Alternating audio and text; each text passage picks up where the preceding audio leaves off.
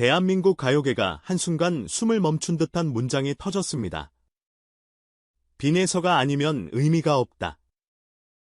발라드 신에 살아있는 이정표 백지영의 입에서 나온 이 한 줄은 단순한 덕담이 아니었습니다. 누가 누구를 칭찬했다 정도의 가십을 훌쩍 넘어 장르의 벽을 허무는 선언에 가까웠습니다. 그리고 물음표가 꼬리를 물었습니다. 왜 하필 빈에서인가? 어떻게 그 조합이 성사됐나? TV조선은 어떤 그림을 그리고 있었나? 답은 생각보다 촘촘하고 생각했던 것보다 더 드라마틱했습니다. 시계를 조금 거꾸로 돌려보겠습니다. TV조선 제작동 4층 좁은 회의실 화이트보드에는 두 개의 키워드만 남아있었다고 합니다.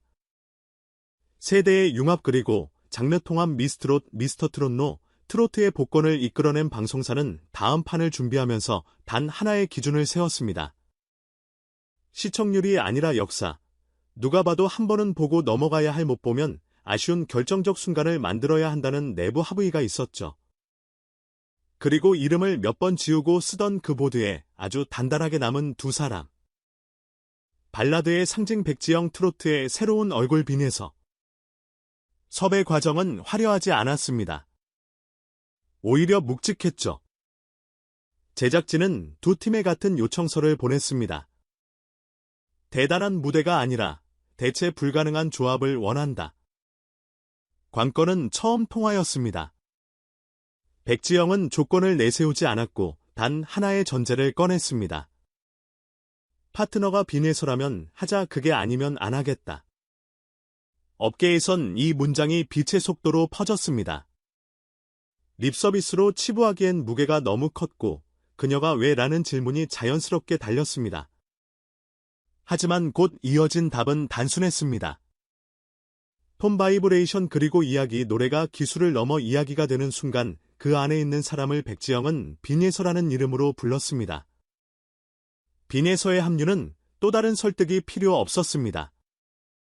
존경하는 선배의 제안이라는 말로도 부족한 진심이 오갔고 일정표는 거꾸로 맞춰졌습니다.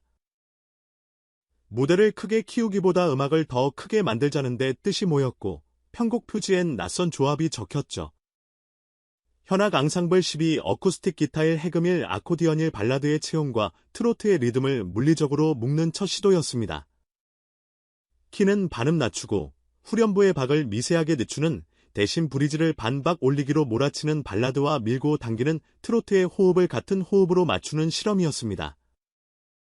첫 리허설 날의 공기는 살짝 떨렸습니다. 스태프들의 발걸음이 평소보다 조심스러워졌고 엔지니어는 페이더에 손을 올린 채 휴대폰을 내려놓았습니다. 마이크 테스트를 마친 뒤 누가 먼저랄 것도 없이 음악이 흘렀습니다. 첫 소절에선 백지영의 낮은 호흡이 공간을 따뜻하게 덮었고 두 번째 줄에서 빈에서의 맑고 깊은 톤이 들어와 선율의 결을 바꿨습니다. 딱 거기 공기의 밀도가 변하는 지점에서 모두가 눈빛을 주고받았습니다. 연출진이 입을 다물었고 평소 칭찬에 인색하던 음악감독이 처음으로 헤드폰을 벗었습니다. 여긴 콘솔이 아니라 객석이다. 현장에 있던 누군가가 조용히 적어둔 메모였습니다. 무대 콘셉트는 의도적으로 비웠습니다. 오히려 조명을 낮추고 스크린 효과를 줄였으며 카메라는 클로즈업을 아끼고 롱테이크를 택했습니다.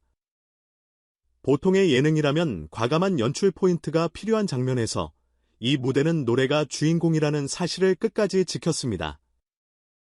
첫 방송 당일 오프닝 멘트 뒤 전주가 흘러나오자 객석에 숨이 깊어졌고 두 사람이 마주선 그림은 설명이 필요 없었습니다. 백지영의 서늘하게 단단한 애절과 빈에서의 하늘 통과한 밝음이 같은 문장 안에서 손을 맞잡는 느낌, 서로의 다름을 깎아내 하나로 맞춘 것이 아니라 서로의 다름이 서로를 더 선명하게 만들었습니다. 방송 이후 반응은 예상과 달랐습니다. 대박이라는 단어로 묻기에는 결이 달랐거든요. 수치 앞에 놀라는 대신 장면 앞에서 멈춰서는 사람들이 많았습니다. 조회수는 모래시계처럼 쏟아졌고 짧은 클립 하나가 새벽과 새벽을 넘어 돌았습니다. 하지만 숫자보다 인상적이었던 건 댓글의 길이었습니다. 어머니가 좋아하시던 곡인데 오늘 처음으로 나도 내 리스트에 담았다. 딸과 같은 노래를 함께 따라 불렀다. 한 곡이 두 세대를 같은 시간에 묶어버린 음악만이 할 수 있는 그 일이 실제로 벌어진 밤이었습니다. 백지영이 왜 빈예서가 아니면 의미가 없다고 했는지 리허설실의 에피소드 몇 가지가 그 답을 보여줍니다. 녹음 중간 백지영이 마이크와 입 사이의 거리를 이 시에만 더 벌려달라고 요청한 순간 빈예서도 자기 파트에서 숨음 처리를 반박 밀었습니다. 감정을 밀고 들이치는 타이밍을 정확하게 공유한 겁니다. 다음 테이크에서 두 사람은 서로의 호흡을 미리 듣고 있는 사람처럼 노래했습니다. 또 다른 장면 편곡자가 후반부에 애드리브를 권하자 빈예서가 조심스럽게 말했습니다. 한 줄을 아껴야 할 것 같아요.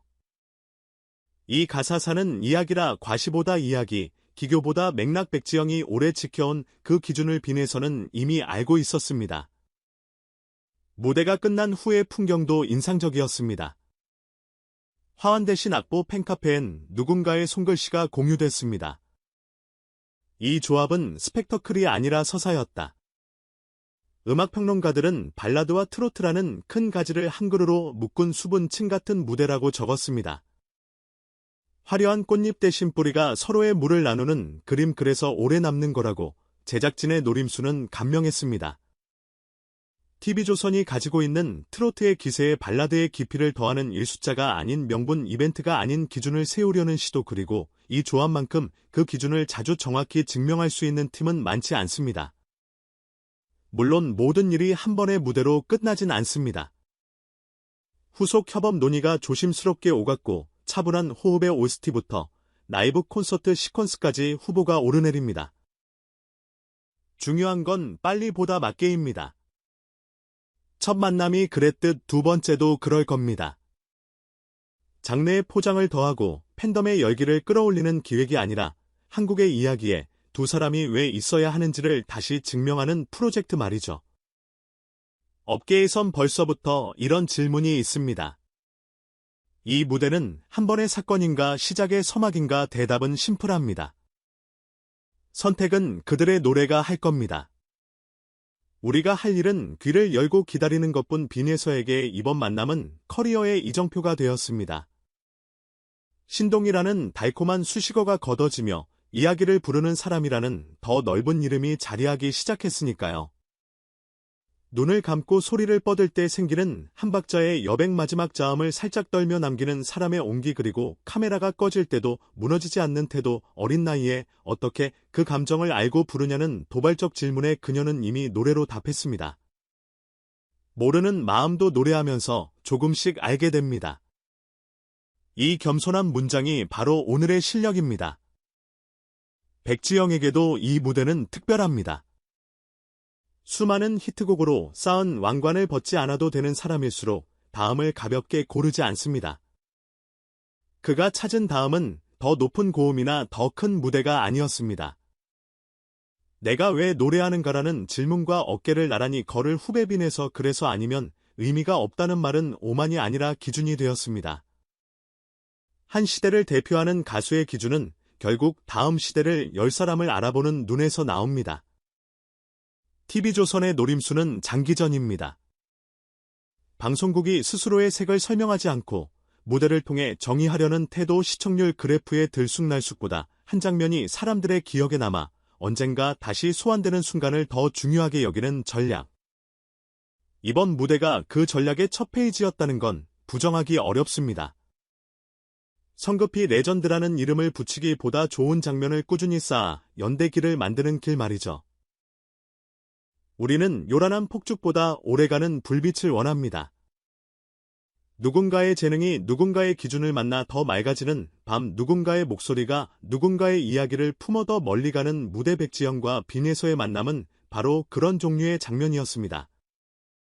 어머니의 플레이리스트와 딸의 재생 목록이 같은 노래에서 포개진 밤, 발라드의 체온과 트로트의 맥박이 같은 박자에서 뛰던 순간 숫자는 잊혀도 장면은 남습니다. 다음에 우리가 다시 듣게 될 노래의 제목이 무엇이든 그 노래가 또 한 번 이 둘이어서 가능한 이야기로 남기를, 그래서 누군가의 하루를 조용히 바꿔놓기를 조심스레 기대해봅니다.